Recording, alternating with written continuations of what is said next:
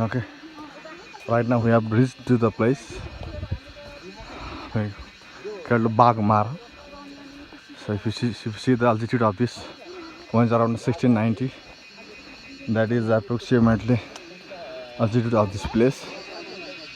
Okay, I think it will take around another 1 hour 30 minutes probably maybe to reach to the top of the hill of that beautiful, magnificent place, site of the Nagarkot.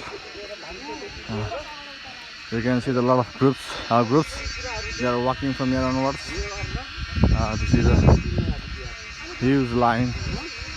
I think we are around 50-55 maybe exactly. I don't know. I think that might be the capacity of today one.